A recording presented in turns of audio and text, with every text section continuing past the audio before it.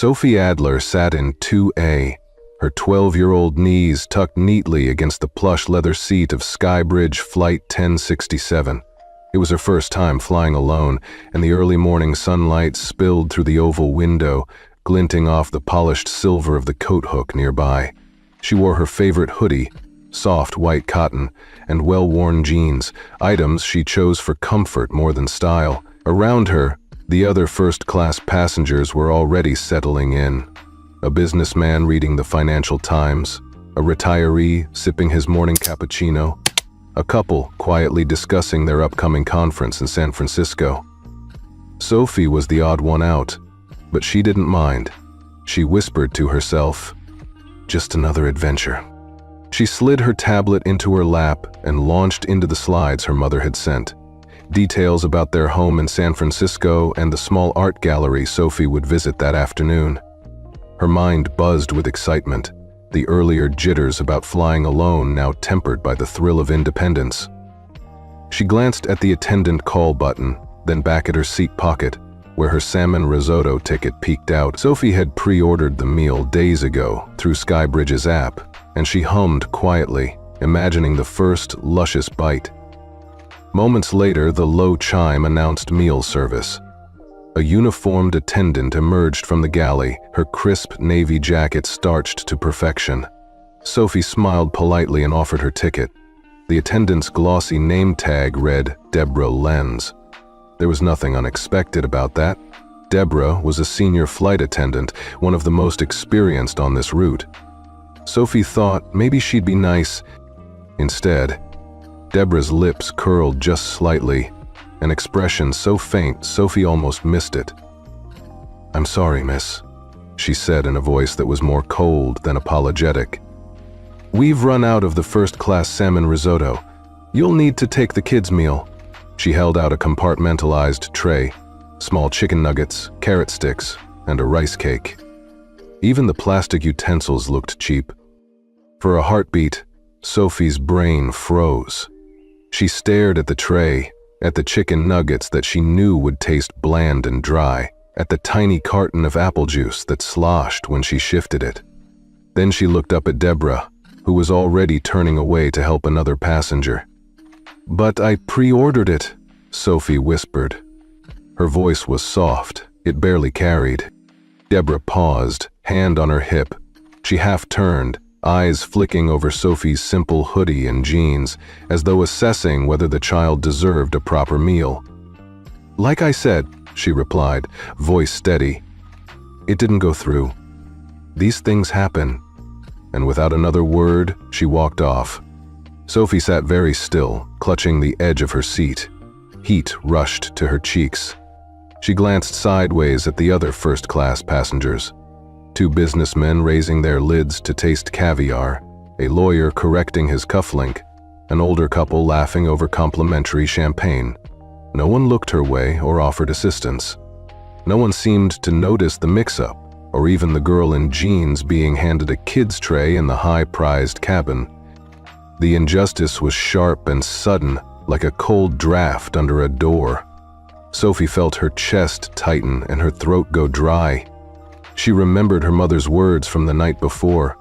"You don't have to shout to be respected, just know who you are." That advice had felt strange at the time. Sophie was used to speaking up when something felt wrong, but in that moment, she knew what her mother meant. She leaned forward and opened the tray. The chicken nuggets sat in neat little rows as though they belonged in a school cafeteria, not in front of a first-class seat. She picked up a single nugget with a plastic fork and nibbled at the edge. The taste was insipid, and the textures felt mismatched.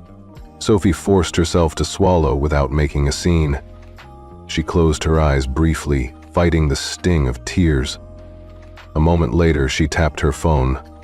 "Mom, I wasn't given the meal I ordered.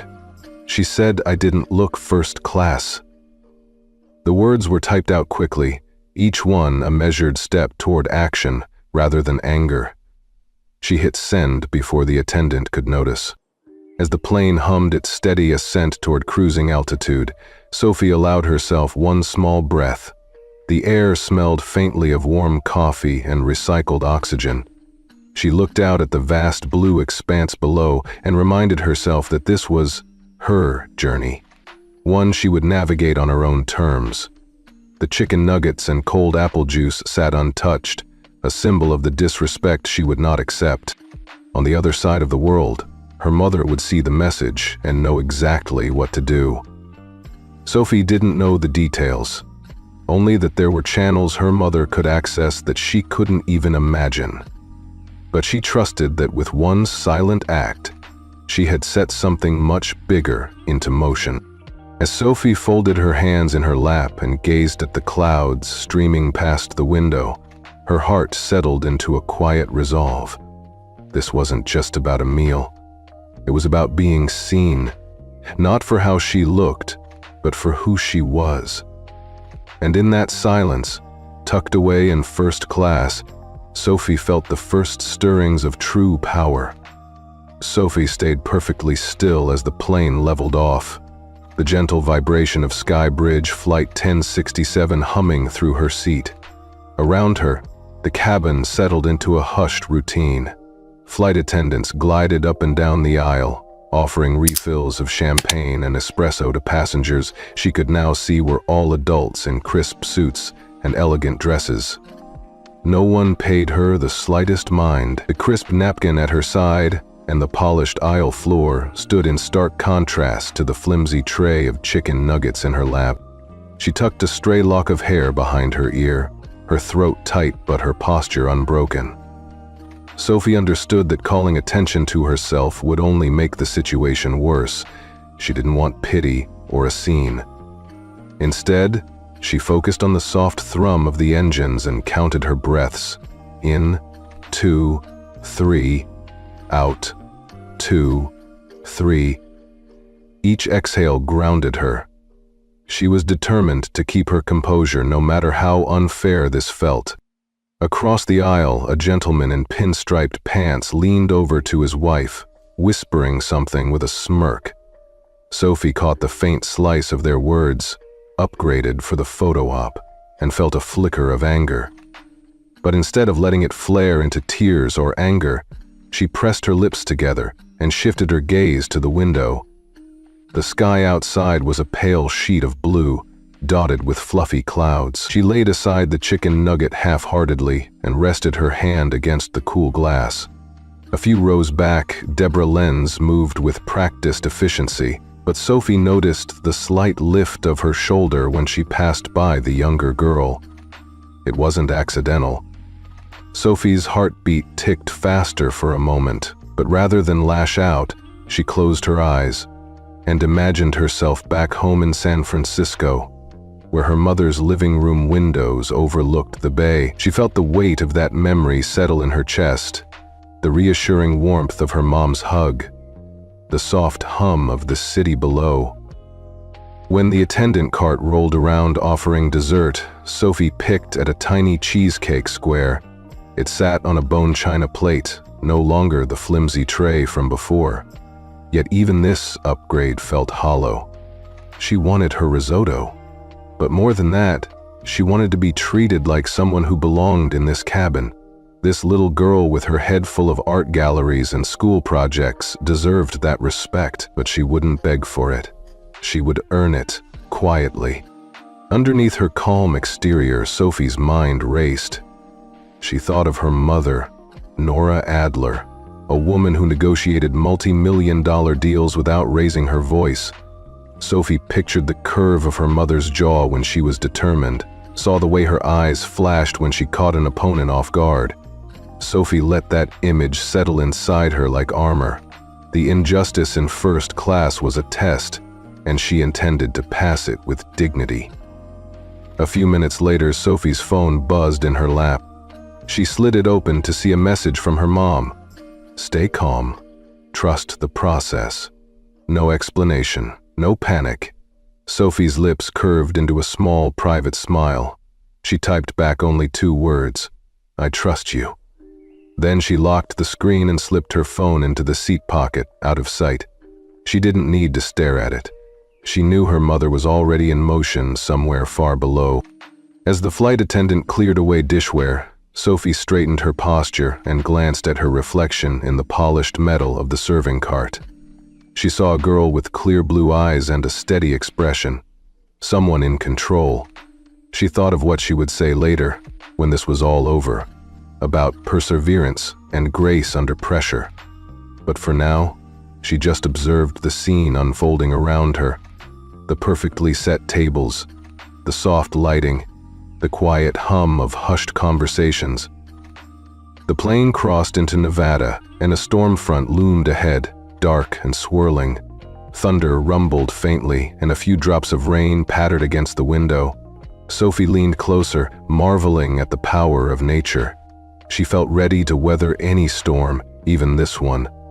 She reached up, clicked off the reading light, and let the dim glow of the cabin lull her into contemplative silence. Through that silence, Sophie's resolve crystallized. She would not allow a single act of condescension to define her. She would meet every whispered insult and sideways glance with unshakable calm. And she would allow her mother's intervention to speak louder than any protest she might make herself. This was her moment of quiet strength, one that no one in first class could ignore for long. Minutes later, the captain's voice came over the intercom, announcing that they were beginning the descent into San Francisco. Sophie felt her stomach flutter, not with nerves, but with anticipation. She had navigated this challenge, stayed strong, and prepared for what was to come. Whatever lay ahead, an apology, a confrontation, or something far more significant, she would face it with the same poise she'd held onto in every breath and every unspoken thought. As the cabin lights brightened and seatbelts clicked on, Sophie's heart beat steady and true. The sky outside was clearing, revealing the golden glow of dusk around the Bay Area. And in that moment, Sophie knew she had already won, not in spite of the disrespect, but because she had chosen silence and dignity as her answer. Sophie watched Deborah Lenz move through the cabin with practiced precision, her posture impossibly straight and her expression politely neutral. Everything a veteran flight attendant was supposed to project. Yet Sophie sensed something colder beneath the surface. When Deborah paused at a fellow attendant's station to exchange a few hushed words, the young girl caught a quick flash of contempt in her eyes, like dark water shifting under a smooth surface. Sophie's heart sank, but she steeled herself not to look away. Deborah turned, noticed Sophie's gaze, and offered a tight smile that didn't touch her eyes. She tapped a finger against her clipboard as though marking Sophie mentally, subtracted points for inappropriateness. The gesture was almost imperceptible, yet Sophie felt it like a sting. A ripple of voices from first-class passengers drifted across the aisle, snippets of compliments to Deborah for her excellent service. But there was no praise for Sophie. It was as though Sophie didn't exist, and her presence in this cabin was an unwelcome illusion. In the few minutes since meal service began, Sophie had observed more than just Deborah's dismissive behavior. She'd noticed the way Deborah's nails were pristine, longer than regulation allowed, and how her uniform cuffs were always folded just so, betraying her penchant for self-importance.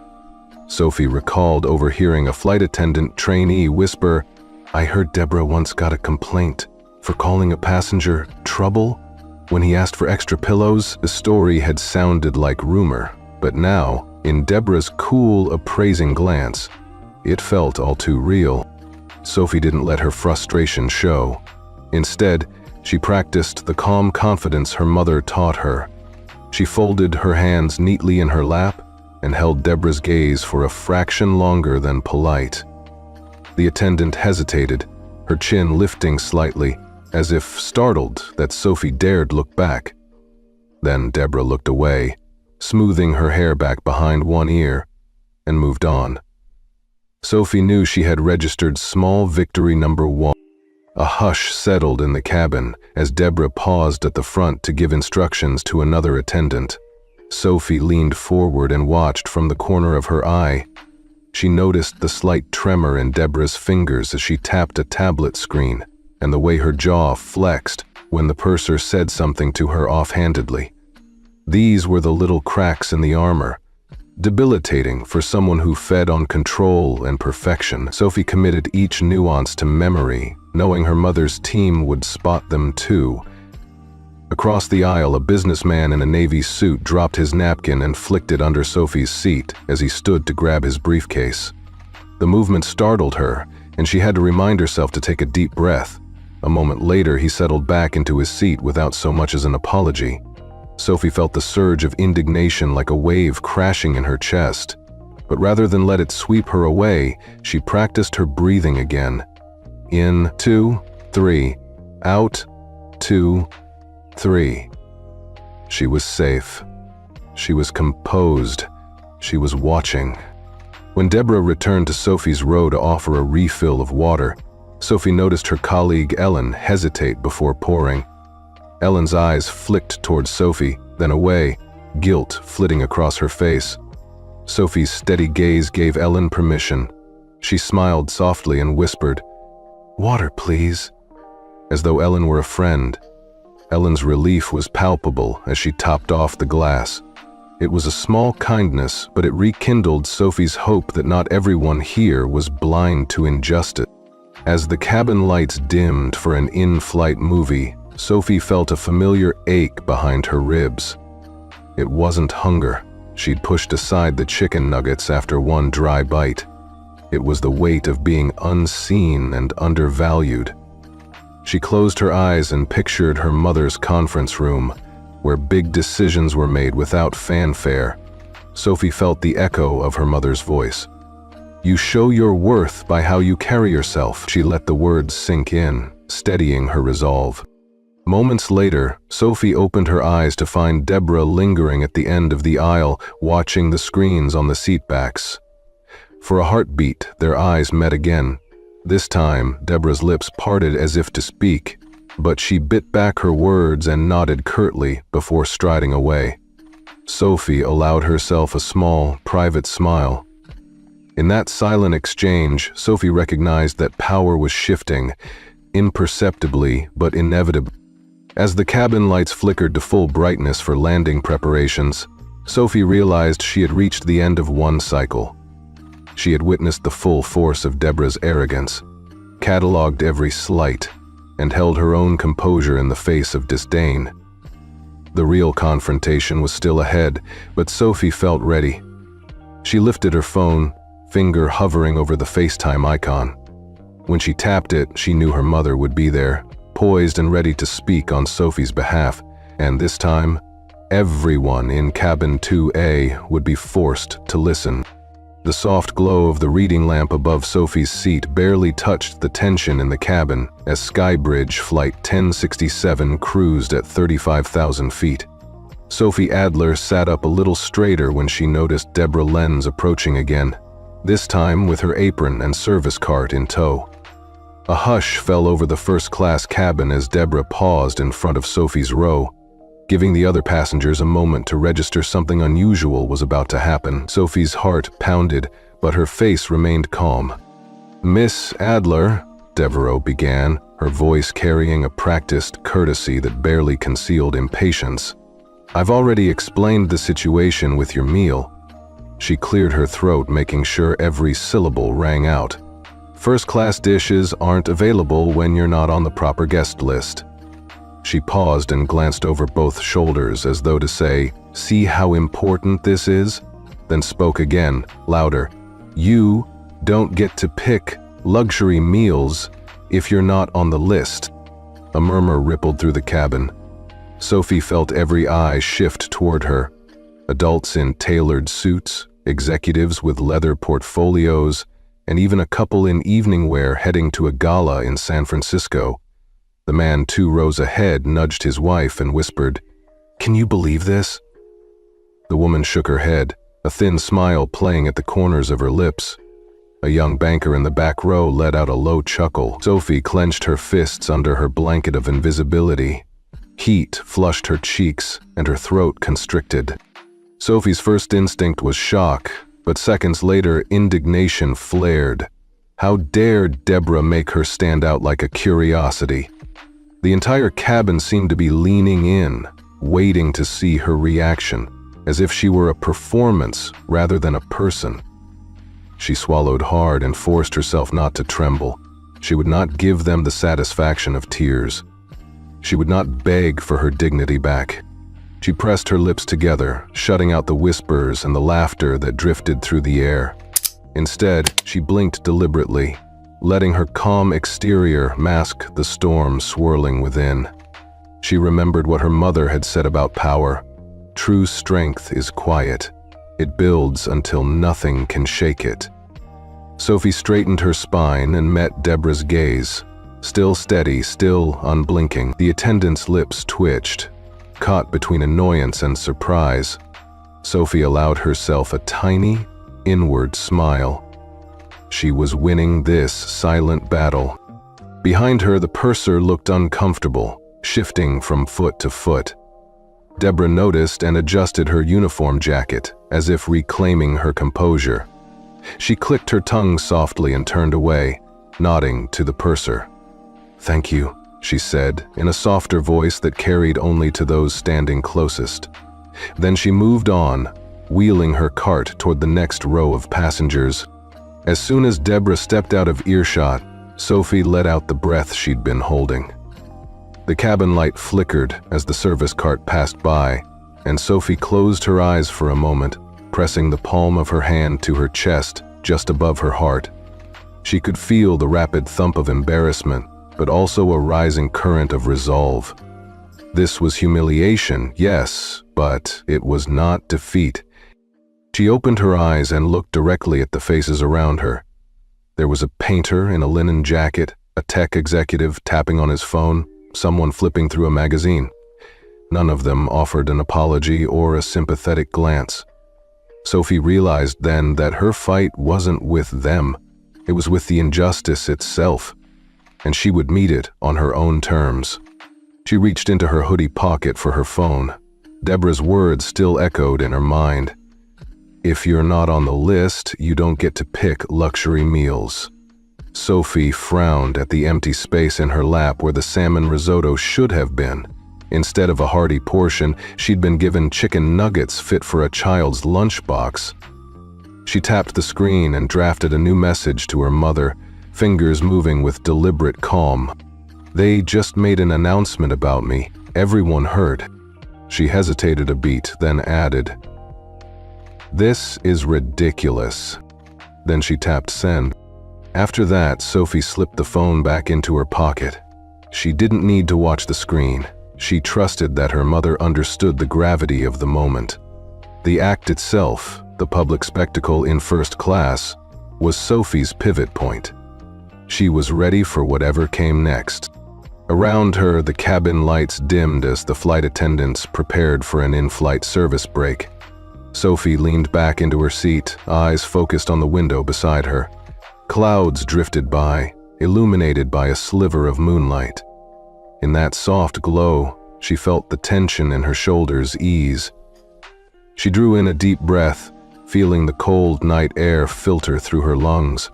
No longer a victim of the moment, Sophie sat with unwavering poise. The first-class cabin might have labeled her an imposter, a girl who didn't belong. But in that charged silence following the announcement, she owned her presence more completely than anyone around her. She was exactly where she needed to be, visible, calm, and ready for her mother's next move. And even as the hush of midnight air carried the plane steadily onward, Sophie felt a growing spark of quiet triumph. The story was far from over, but she had already claimed her dignity back. One unshaken breath at a time. The cabin lights had dimmed for cruising, but the atmosphere in first class felt anything but serene. Skybridge Flight 1067 hummed steadily toward San Francisco, yet tension crackled just beneath the surface. Sophie Adler remained seated in 2A, her posture unwavering despite the churn of whispered comments surrounding her. From the moment Deborah Linz made that pointed announcement, Sophie had become the unspoken center of attention. a silent spectacle in a cabin full of polished professionals. A businessman 2 rows ahead, a tall man with a trimmed gray beard and a navy suit, leaned toward his companion, a sharply dressed woman with silver-streaked hair tucked into a low bun. He murmured loud enough for Sophie to catch, "She's probably some Instagram kid who thinks she's special." The woman nodded, tisking softly. "Kids these days expect everything handed to them," she replied, her voice dripping disapproval. Sophie felt her cheeks burn, hot and painful, as if her very skin were betraying her shame. Not to be outdone, a younger man in a hoodie, some technology consultant, Sophie guessed, chuckled and elbowed the banker seated beside him. "Did you hear that? First class is no place for a 12-year-old. She should have been in the back with the rest of the riffraff." His companion smirked, glancing at Sophie's brown sneakers and jeans, before shifting his eyes to his tablet. Sophie's stomach twisted. The term riffraff felt corrosive in the air, more humiliating than the cold chicken nuggets she'd been given earlier. The cabin door to the galley slid open briefly, and a flight attendant peeked in. Ellen, the kindly attendant who had refilled Sophie's water. Ellen hesitated, then offered Sophie a sympathetic glance before closing the door again. Sophie saw the fleeting kindness, but chose not to acknowledge it. Instead, she kept her chin lifted, her gaze fixed on the soft cloudscape outside. She could not let pity or embarrassment draw her into tears. A woman in a silk scarf, seated directly across from Sophie, tapped the armrest and leaned forward. "I don't know why the crew even let her up here. It's a liability," she said under her breath. "What's next, toddlers in the cockpit?" The banker grinned, raising his glass of champagne in mock salute. Sophie's chest felt tight, her breath shallow. She tamped down the urge to rise and defend herself. She would not shout or curse or demand respect. She would remain composed. Beneath the surface of Sophie's calm, hurt blossomed like a dark flower. She remembered the feeling of her mother's hallway at home, where every piece of art on the wall spoke of careful taste and quiet grandeur. Here, in the middle of the sky, surrounded by strangers in expensive clothes, Sophie was stripped of that world, reduced to a curiosity, an imposter in a cabin that valued pedigree and polished appearances above all else. She pressed her palms lightly against her thighs, reminding herself of her mother's words. "Dignity is not given, it's carried with you." A gentle chime sounded as the attendants prepared to clear the snack trays. That brief lull gave Sophie a moment to steady her racing heart. She glanced at her phone, fingering the edge of it in her pocket. The message she had sent about the public announcement had already been received. She trusted that her mother was orchestrating her response below, but Sophie wished she could be the one to stand up and declare her worth. Instead, she exhaled slowly and looked up at the vaulted ceiling of the cabin, where small LED lights mimicked stars in a night sky. The image felt fitting. She was alone on this journey, navigating unseen forces. Around her, voices rose and fell in quiet judgment, but Sophie would not give them the satisfaction of seeing her break.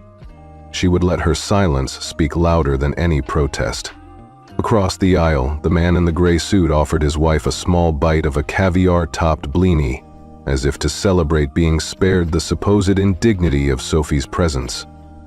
The couple's laughter, low and secretive, felt like arrows. Sophie swallowed the lump in her throat and reached for the half-eaten cheesecake she'd saved from dessert service. She took a deliberate bite, savoring the tang of fresh berries. She forced herself to focus on the flavors, on the textures, anything to distract from the barbs that buzzed around her. A moment later, her phone buzzed again. A brief flash on the screen indicating another message from her mother. "Stand by." Sophie allowed herself a small nod, as if acknowledging a strategic order. She slipped her phone back into her pocket and folded her hands neatly in her lap. The sheen of her own composure warmed her from the inside out, reaffirming the quiet power she wielded simply by staying unshaken. The cabin attendants began collecting the snack plates. Sophie observed each of their faces, trained to remain impassive, yet Sophie could see the ripple of discomfort as they passed her seat. They knew something was wrong, just as she did, and while they may not intervene, Sophie realized she didn't need them to. Her mother's influence would speak for her soon enough. As the final cart rolled out of sight, a hush returned to the cabin. The chatter subsided, and the overhead bins clicked shut. Sophie exhaled fully, feeling the tight band of tension loosen around her chest. For a moment, she allowed herself to simply be, to exist in this soft pocket of the sky, untouched by the petty judgments around her. Then, as the moonlight streamed through the window, Sophie straightened in her seat. She closed her eyes and gave thanks for her mother's steady hand guiding the next move. In this moment of silent tribute, Sophie felt a surge of pride. She had endured the whispers, the smirks, the outright contempt, and yet she remained unbroken. The cabin might treat her like an unwelcome guest, but she was more than its judgments. She was the daughter of a visionary, a bearer of unseen power, and her moment to reclaim dignity was fast approaching. Quietly, Sophie lifted her gaze to the front of the cabin, where Deborah Lentz had taken her station once more. The attendant's back was straight, her shoulders squared. Sophie knew the woman was waiting, for trouble, for an apology, for any sign of submission. But instead, Sophie sat perfectly still, her silence as eloquent as the finest trumpet. And in that charged calm, she felt the truth of her mother's mantra solidify. Real strength demands no spotlight, it simply is. Sophie sat back in her seat, the hush of Skybridge Flight 1067 settling around her like a soft blanket. The cabin lights were low, the overhead bins clicked shut, and the hum of the engines felt almost meditative after the storm of whispers and stares. Sophie's fingers tapped absently against the armrest as she stared at the cloud bank drifting below. She had just sent her second message to her mother. Simple words. They're talking about me again. Yet even as she waited, the knot of uncertainty in her chest began to loosen. She didn't know what would happen next, and that tiny unknown felt both frightening and thrilling. Her mind drifted to the words her mother often used. You don't have to raise your voice to be heard. Let your actions speak for you. Those words had always sounded elegant in the living room of their San Francisco home, where morning light streamed through bay windows and the aroma of coffee mingled with fresh paint on gallery walls. But here, 12,000 feet above Nevada, that advice felt like a lifeline. Sophie closed her eyes and pictured her mother at her desk. Calm, deliberate, impossible to rattle. She could almost see her, framed in the glow of a laptop screen, negotiating multi-million-dollar deals without a hint of drama, her voice measured but unyielding. A surge of warmth spread through Sophie's chest. She inhaled slowly and counted in her head. 1, 2, 3. Exhaling, she felt her shoulders drop. The unfairness of being singled out, of hearing strangers dismiss her, was still there. The sting hadn't faded. But buried beneath that ache was a new kind of power, the knowledge that she had set something in motion. With a single text, she'd tapped into her mother's sphere of influence. And now she would let that force unfold without interference. Sophie reminded herself her role was to remain steady. The real change would come from actions she couldn't yet see. She thought back to the evening before, when her mother had taught her to press her shoulders back, to lift her chin, to meet the world as her own person, no matter the context. Sophie remembered standing beside her in the grand foyer of their home during an art opening, watching her mother speak quietly but firmly to a gallery owner who'd questioned a sale. The gallery owner had frowned, shifted his stance, and apologized. Before the conversation was even halfway through, Sophie had watched it unfold like a lesson in silent command. That memory now grounded her. proof that words need not be raised when conviction is strong. As a flight attendant passed by, offering water and blankets to other passengers, Sophie sat perfectly still. She observed the woman's gentle nod, the way she avoided looking directly at Sophie as though unsure what to say. Sophie didn't resent that uncertainty. In fact, she welcomed it. It meant her mother's instructions were already rippling through the airline's hierarchy. Somewhere below, ground control was buzzing. Somewhere in a distant office, a manager was keying up emails. Somewhere, a decision was forming. And Sophie was content simply to be the calm eye at the center of that storm.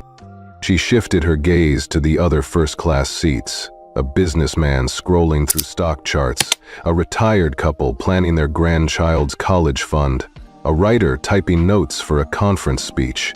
None of them knew the full story.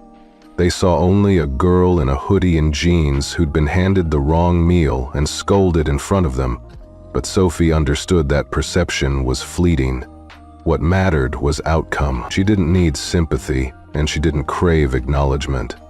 Instead, she sat with a quiet dignity, letting her posture and her expression convey her unbroken confidence. The gentle chime of an incoming message broke her reverie. She tapped her phone discreetly. "Be ready." One word that felt heavier than any conversation. Sophie felt a thrill of anticipation race through her veins. She imagined the moment when her mother's call would come through on the cabin intercom, crisp and clear, commanding the attention of everyone on board. The idea made her heart flutter, but not with fear, rather with the electric satisfaction of justice served, softly but decisively. Minutes stretched into what felt like hours, and yet the wait seemed to collapse time. The lights brightened for the descent, and Sophie felt the plane begin its slow dive toward California. Her chest tightened lightly with excitement, but her face betrayed nothing. She pressed a hand to her heart, feeling its steady beat. This was her victory lap. Not a scene of shouting or tears, but a silent affirmation that respect could be demanded without raising a voice.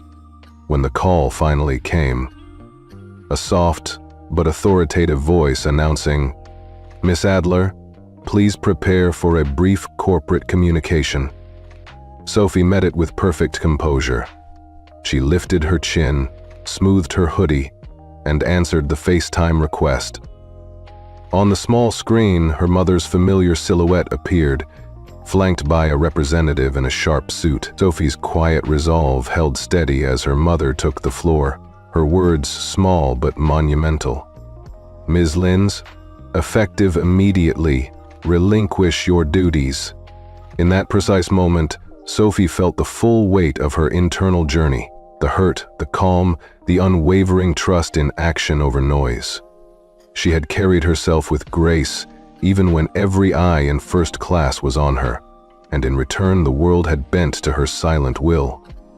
As the exchange concluded and Sophie tucked her phone away, she allowed herself the smallest of smiles. The storm had passed, and on the other side was a victory won not with cries, but with quiet resolve.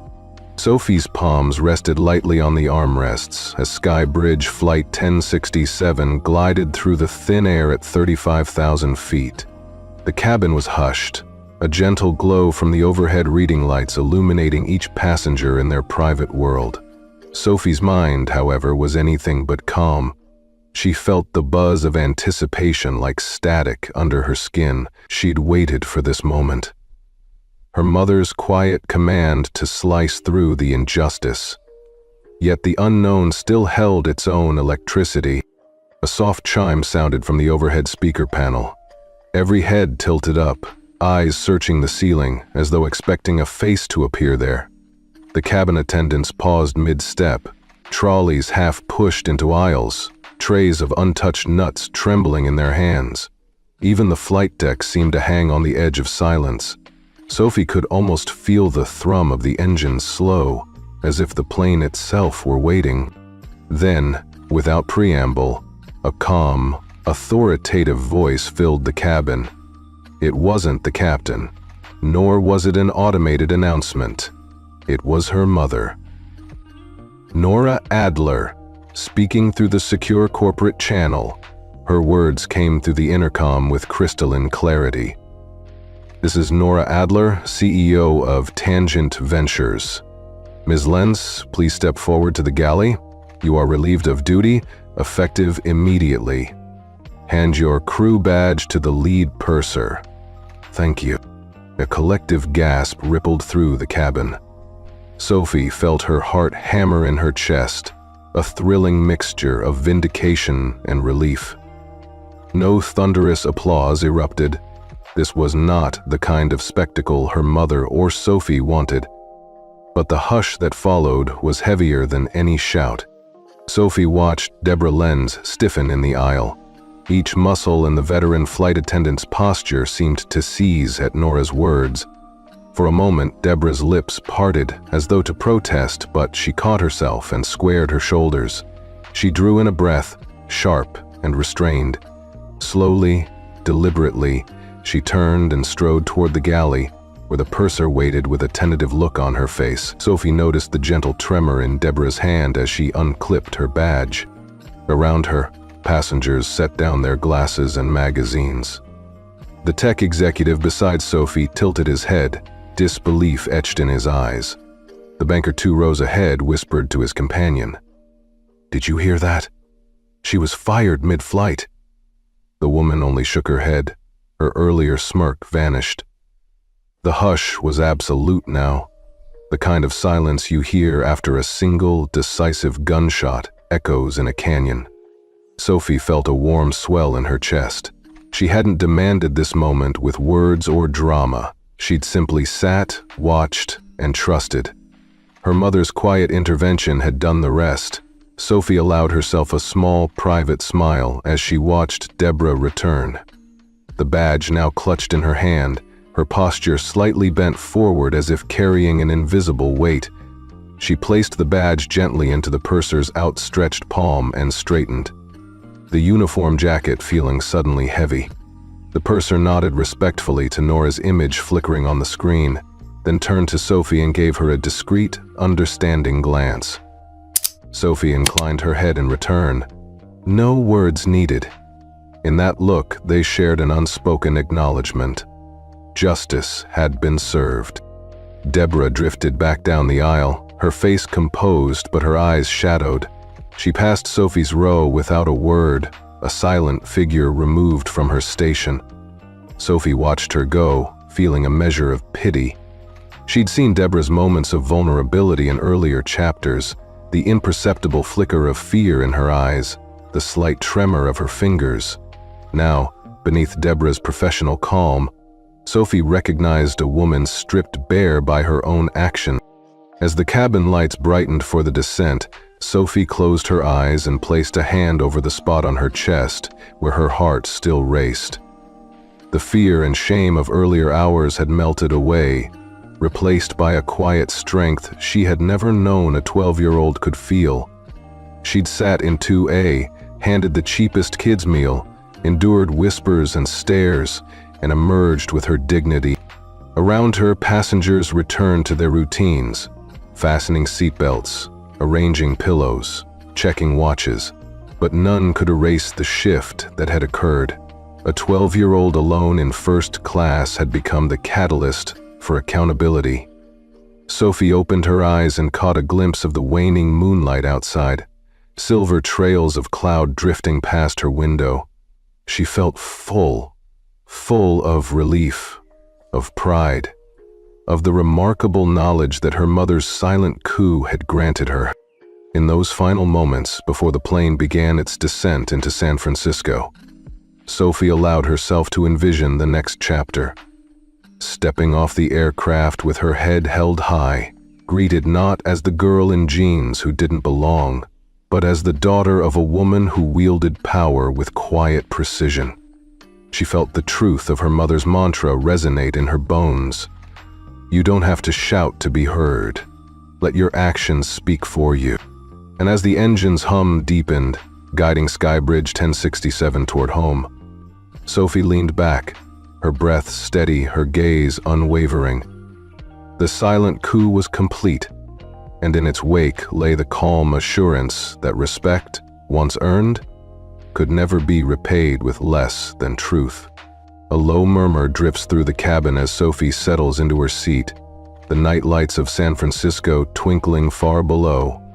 The soft click of tablets and hushed voices signal something has shifted. She notices Ellen, the kindly attendant, staring at her screen, brow furrowed.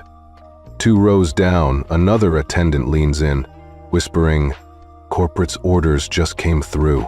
Our contract with Tangent is frozen." Sophie sits up, curiosity flickering. "Frozen?" she murmurs to herself, recalling the $970,000 0 advisory deal her mother just suspended. She glances at Ellen, who offers a tight, sympathetic smile, then steps away to confer quietly with Deborah's replacement. Sophie's heart pounds at the thought. Her single text has set corporate wheels spinning from thousands of feet in the air. Back in New York, at Skybridge headquarters, CFO Rachel Sims reads the urgent email from Tangent Ventures. Effective immediately, suspend and terminate all advisory contracts.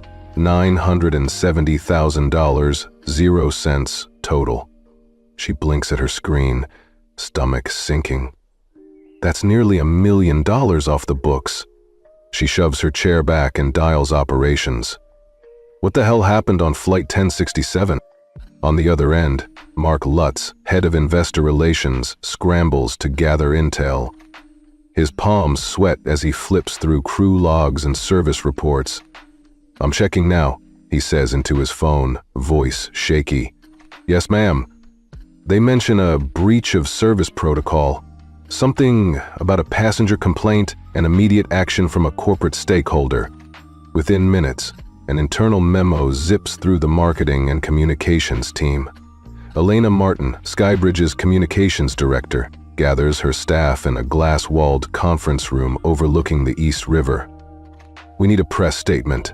0 tolerance for discrimination," she instructs, nodding to her junior writers. "Emphasize our commitment to respectful service. N flag Flight 1067 for a formal audit once it lands."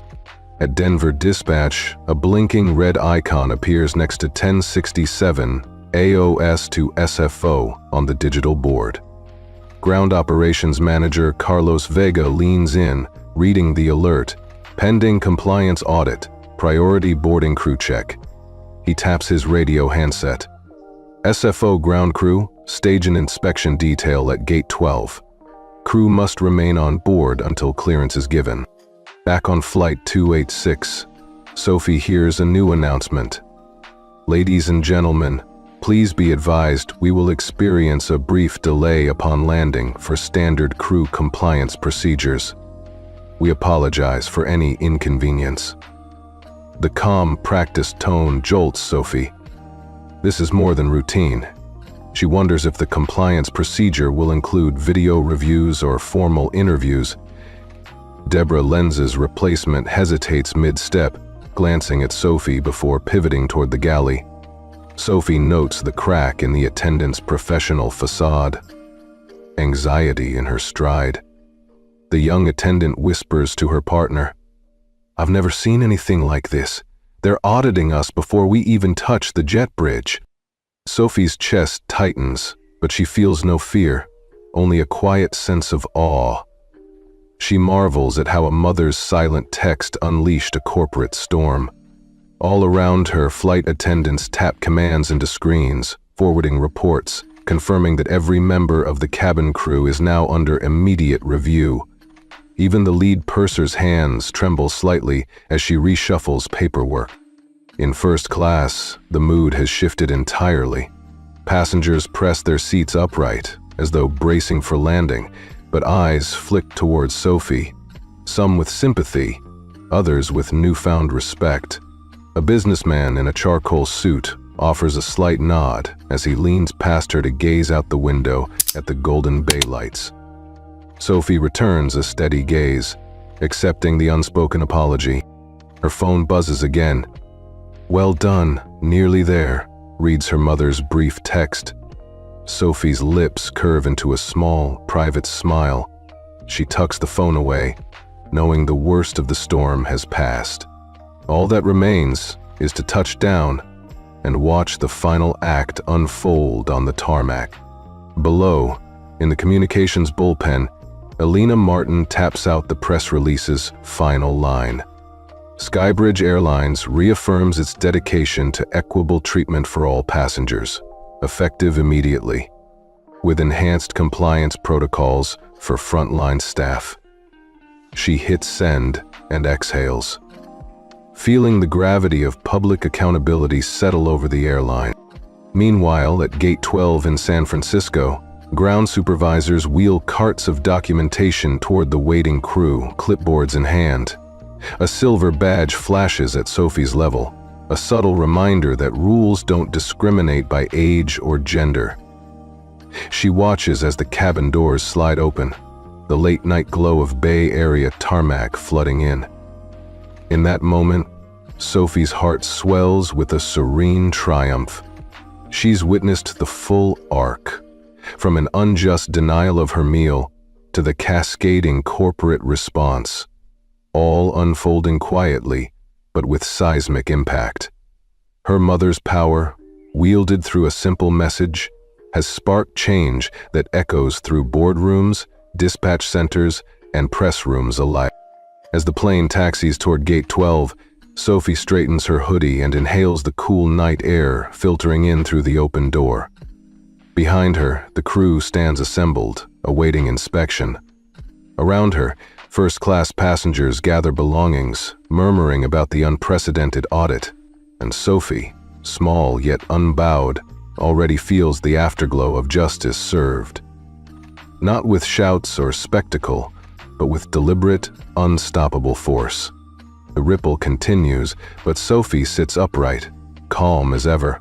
Proof that true strength doesn't need noise to make waves.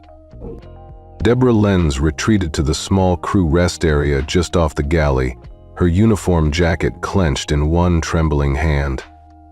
The soft hum of the cabin engines felt distant here, as if the plane itself were trying to escape the tension that now clung to every inch of Skybridge Flight 1067. She sank onto the narrow jump seat, heart hammering so loudly it was nearly deafening. Minutes ago, she had handed over her badge in stunned silence, obeying the FaceTime order from some faceless corporate authority. She still couldn't believe it. Fired, midair, on a flight she'd commanded for years. And it felt all too public. Every passenger in first class had witnessed it. The calm, collected dismissal of the flight attendant they respected. She closed her eyes, pressing her temples against the back of her hand. Memories flashed unbidden. The staff meeting 6 months ago where a manager had cautioned her about offhand remarks to passengers. The nameless voicemails from HR she'd ignored about service complaints. The way she'd laughed with colleagues about riffraff, upgrades. These incidents now felt like landmines she'd carelessly planted. A soft knock on the door startled her. Purser Ellen slipped in, folding her hands in front of her. Her eyes were gentle, but filled with concern. "Deborah," she said softly. "The ground crew's waiting at Gate 12. They need the full incident report, and then there's the compliance audit." Deborah swallowed hard. The words compliance audit and incident report felt like icy fingers wrapping around her spine. What about the rest of the crew?" she managed, voice barely above a whisper. Ellen shook her head. "They've flagged the entire cabin team. Every badge, every flight log, every service report on this flight will be reviewed. Corporate wants answers before the plane even stops rolling." Deborah's breath hitched. She had always prided herself on flawless service, even if, behind closed doors, she'd let her biases slip. Now those biases threatened not just her career, but her colleagues' reputations too. The weight of that guilt, pressed down on her, making her chest ache. She unfolded her uniform jacket and smoothed it over her shoulders, as though trying to reclaim some fragment of dignity, but it felt like armor that no longer fit. The epaulets at her shoulders looked mocking now, symbols of authority she'd lost. She unfastened the top button of her blouse, letting the stifling tension ease slightly. Ellen placed a hand on her arm. "You need to get yourself together before we land. They'll expect a statement and you'll have to cooperate with the audit. If you're honest, it might help." Deborah nodded, though her vision blurred with unshed tears. She had never been the kind of person to crack under pressure, or so she'd thought. Now, staring at the laminated safety card pinned to the wall, she realized how fragile command could be. A chime from the cockpit intercom signaled the start of the descent briefing. The captain's voice came through the speaker, clipped and professional. "All crew, prepare for landing. Crew compliance audit begins upon arrival at Gate 12. Deborah exhaled clouds of tension. Landing in San Francisco was only the beginning.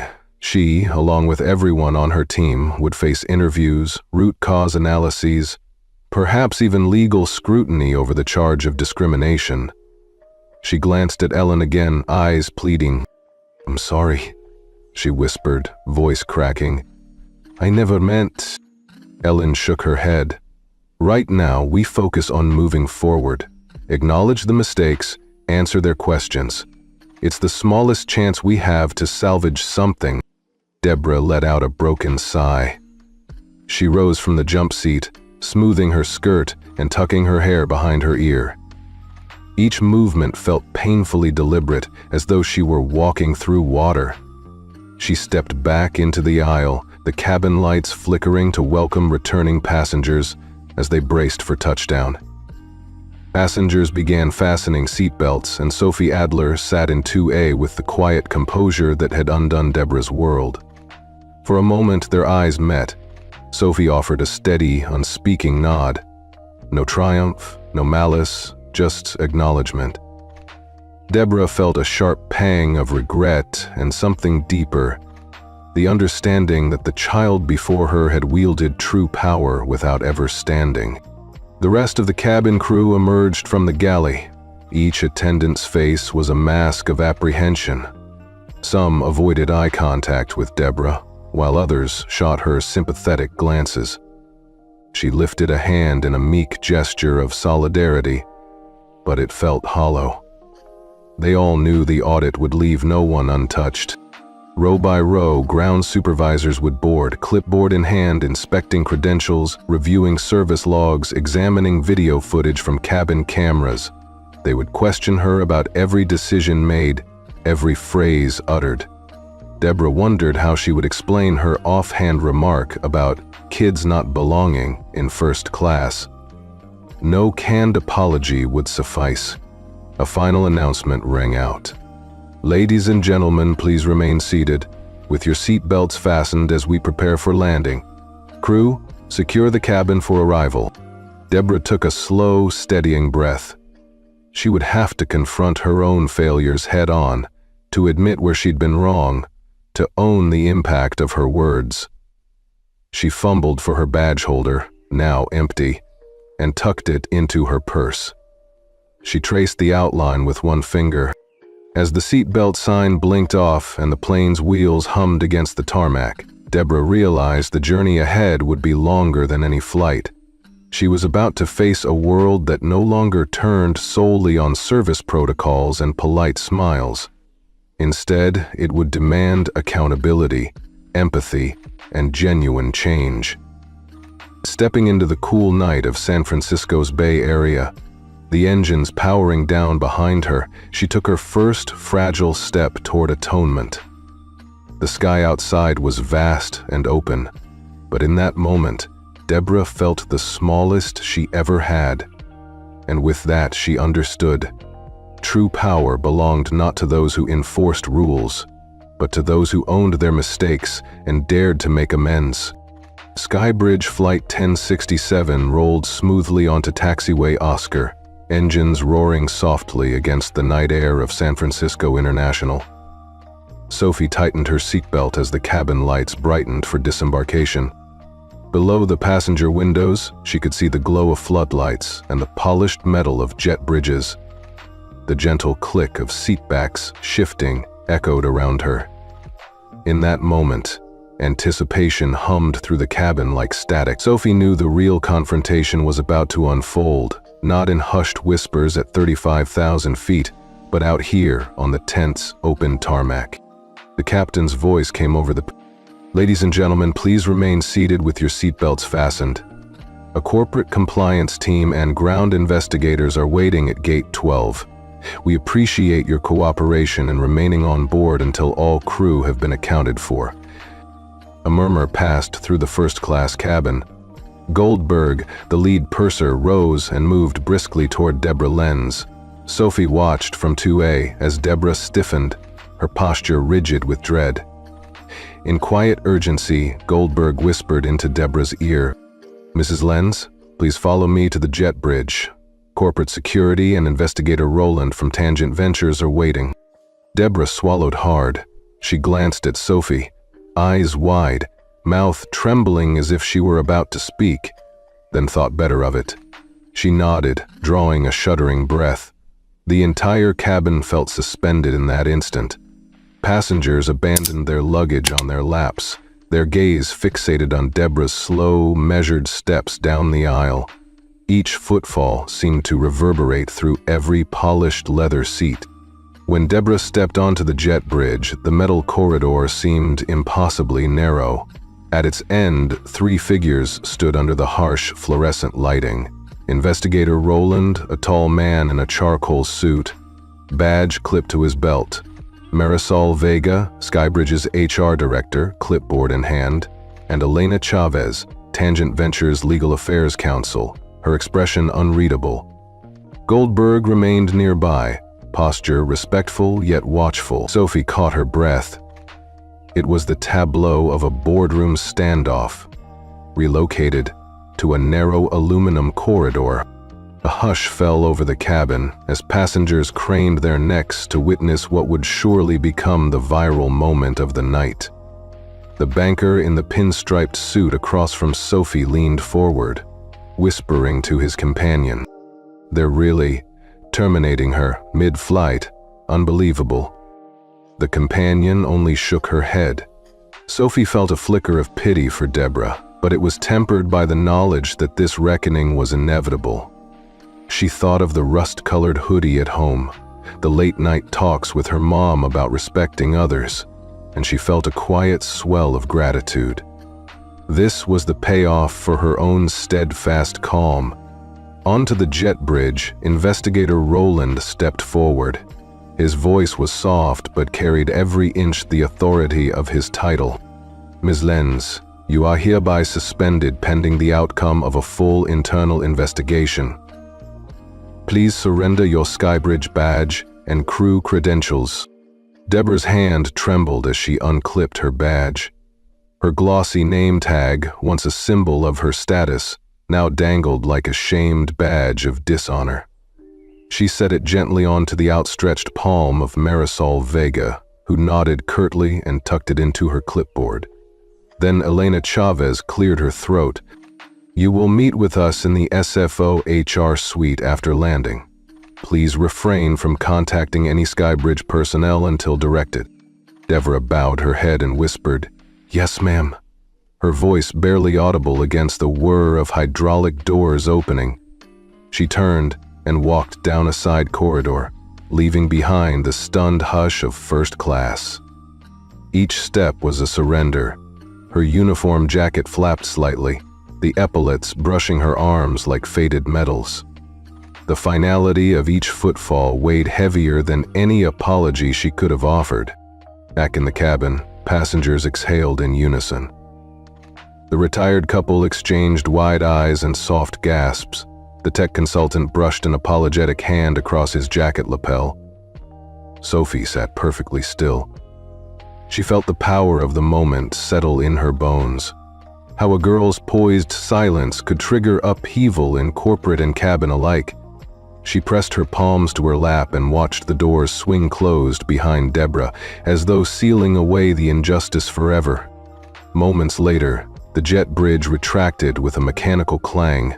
The cabin door slid open to the cool San Francisco night, and ground staff beckoned passengers forward. As Sophie stood, she felt an arm's-length distance from the chaos, her calm intact. She followed the line of disembarking travelers, each footstep echoing her mother's mantra, "Actions speak louder than words." When Sophie finally set foot on the tarmac, the bay lights guided her toward the terminal doors. She paused at the threshold, turned back to the receding silhouette of Flight 1067, and allowed herself a small, private smile. In that reflective moment, she felt not just gratitude for her mother's decisive action, but affirmation of her own quiet resolve. The world beneath those airplane wings had shifted. Proof that dignity, once exercised with firmness and grace, could indeed change everything. With that, Sophie stepped forward into the glow of the terminal, leaving behind both the nylon seats and the whispered judgments. Ahead lay her mother's embrace, a world restored, and the knowledge that she had helped uphold the principle she cherished most. Respect is non-negotiable, even at 35,000 feet. 2 days after that silent midair firing, Skybridge Airlines executive suite buzzed with urgency. In a glass-walled boardroom overlooking the runway, CEO Mitchell Grant called the emergency meeting to order. Seated around the polished mahogany table were CFO Rachel Sims, HR Director Marisol Vega, Operations Head Carlos Vega, and Communications Director Elena Martin. A single slide illuminated the screen, Flight 1067 Incident Review. Rachel cleared her throat.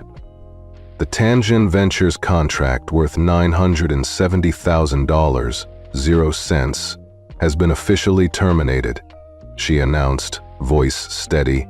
We honored their request immediately upon notification. She clicked the remote. The next slide detailed the crew's disciplinary status. Deborah Lenz, terminated. 4 other cabin attendants, suspended and reassigned pending performance reviews. Ground staff implicated in protocol failures. Formal reprimands issued. Silence stretched across the room. Grant leaned forward, steepling his fingers. I understand this is a significant hit, both financially and reputationally. But our top priority is restoring passenger trust. We cannot tolerate discrimination, overt or implied. It ends at Skybridge. Marisol nodded, tapping her pen against a notepad. Our HR teams have already begun retraining initiatives. All frontline staff will complete mandatory diversity and customer service workshops before returning to duty. Carlos spoke up next. Operations has flagged 9 additional flights for spot audits this week. We'll send compliance officers on board and review all service logs, passenger feedback, and cabin recordings. His tone was clinical, but his eyes revealed the stakes. Everyone felt the weight of public scrutiny. Elena tapped her laptop. The press release went live at 600 hours. Social media reactions are trending, both praise for decisive action and criticism for the initial lapse. We need a follow-up statement tomorrow. Announce our new Respect in the Air program. Underscore zero-tolerance policies and highlight community partnerships. Grant exhaled, rubbing his temples. Good. Let's move fast. I want weekly progress reports on training completion, audit outcomes, and passenger satisfaction metrics. We'll take this as an opportunity to turn a crisis into culture change. Meanwhile, halfway across the country in San Francisco, Sophie Adler sat in her mother's home office, watching the live stream of that very meeting. Her legs swung from the edge of a leather ottoman as she sipped hot cocoa. On screen, definitions of inclusive service and images of diverse families enjoying Skybridge journeys scrolled behind Grant. Sophie felt a deep sense of satisfaction and relief. The world she had glimpsed from 2A was shifting towards something better. Her mother, Nora, stood at the side of the frame, arms crossed. When Rachel Sims mentioned the contract termination, Nora offered a rare smile of approval before quietly excusing herself. Sophie knew her mother preferred to let others give her the credit. It was typical. Maximum impact, minimal fanfare. Back in the boardroom, Minchell Grant closed his laptop. "We've paid a price, but more so, we've learned a lesson. Let this be the line in the sky," he said, voice firm. "No passenger's dignity is negotiable." As the meeting adjourned, the executives rose, forging a pact of accountability and renewal. The consequences of one flight had rippled through the airline's highest ranks and set a new course for every Skybridge employee. Later that evening, Sophie and Nora walked along the Embarcadero, the bay lights dancing on the water. Sophie slipped her hand into her mother's. "Do you think they really learned something?" she asked softly. Nora squeezed her fingers. "They did," she said. "And your quiet courage made them listen." In the glow of the city skyline, Sophie understood the full arc of her journey, from humiliation at 35,000 feet to the boardroom's turning point. It had been a quiet battle, but its consequences would be felt far beyond the cabin of Flight 1067. Sophie stepped off the jet bridge into the cool San Francisco night and let the gentle hum of the terminal sweep over her. Her backpack slung easily over one shoulder, she scanned the crowd until she spotted her mother, Nora Adler, leaning against the glass wall of the arrivals hall, arms folded and eyes bright. In that moment, Sophie felt all the tension of the past hours dissolve into relief. Nora straightened, smoothing the lapels of her tailored blazer, and offered a small, proud smile. Sophie quickened her pace until she reached her, and without a word they wrapped each other in a tight embrace. The noise of rolling suitcases and distant announcements faded to a soft background murmur. Sophie felt her mother's steady heartbeat, warm and unshakable, a stark contrast to the lonely churn of whispers she'd weathered at 35,000 feet. When they finally pulled apart, Nora brushed a lock of hair behind Sophie's ear and met her eyes. She didn't ask what had happened or demand a detailed report. Instead, she simply said, in her calm, confident voice, "You didn't have to shout. You just had to know your worth." Sophie nodded, a quiet smile curving her lips. That phrase had carried her through every indignity, from the cold handoff of chicken nuggets to the hush of whispers in first class. It was the lesson she would carry forward. Dignity doesn't need a megaphone. Behind them, the doors to the baggage claim slid closed, sealing in the warmth of their reunion. Sophie glanced back, imagining the ghost of Flight 1067's cabin, the polished seats, the hush that followed her mother's voiceover, and the weight of injustice she had flipped with a single text. She breathed in the scent of jet fuel and warm coffee, the familiar flavors of home. Meanwhile, in a starkly lit office across town, Deborah Lenz sat alone at a metal desk. The room was empty except for a single chair and a manila envelope stamped "Personnel Action." She stared down at the envelope, fingertips tracing the letters as if seeking an apology in print. Outside the window, the city lights pulsed with life, indifferent to her downfall.